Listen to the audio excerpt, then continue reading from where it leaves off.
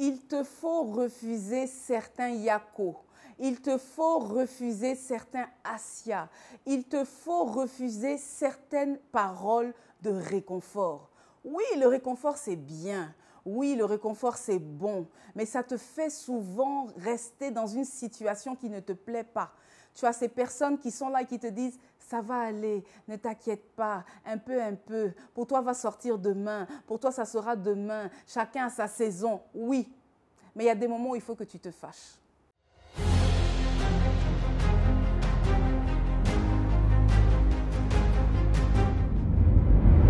Nous parlons aujourd'hui du livre de Samuel en son chapitre 1.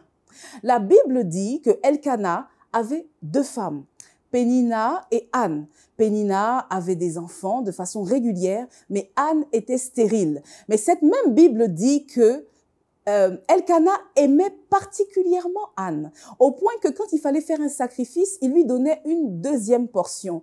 Et il lui disait, ne sois pas triste, ne t'inquiète pas, est-ce que je ne vaux pas pour toi comme plusieurs fils? Il la réconfortait.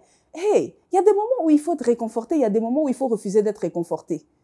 Pourquoi? Parce que lorsqu'on est fâché, lorsqu'on est révolté, il y a quelque chose qui se passe. Elle était fâchée parce que Pénina se foutait d'elle. Elle était fâchée parce qu'elle se disait, mais pourquoi moi aussi je ne peux pas? Il y a certaines saintes colères, il y a certaines saintes révoltes qui déclenchent quelque chose en vous. Ça déclenche une attitude différente. Ça déclenche une capacité et une façon de prier différente. Il faut que tu arrives à ce niveau-là. Je m'adresse à toi, guerrière. Tu es dans cette situation qui perdure. C'est peut-être une situation de célibat. Voilà 5 ans, 10 ans que tu es dans le célibat. Voilà que cet homme s'est remarié, il a fait des enfants. Toi, tu es encore là. Voilà que tu as ce diplôme que tu veux obtenir et année après année, tu échoues. Voilà que tu as cette stérilité qui perdure. Il faut refuser. N'accepte plus aucun réconfort. Fais comme Anne. Va dans le lieu secret. La Bible dit qu'elle est allée dans le temple et elle s'est répandue. Elle a commencé à pleurer, elle n'en pouvait plus, au point que le sacrificateur Élie a dit, est-ce que tu es ivre? Elle dit, je ne suis pas ivre, je parle à mon Dieu. Il y a des façons de prier qui changent.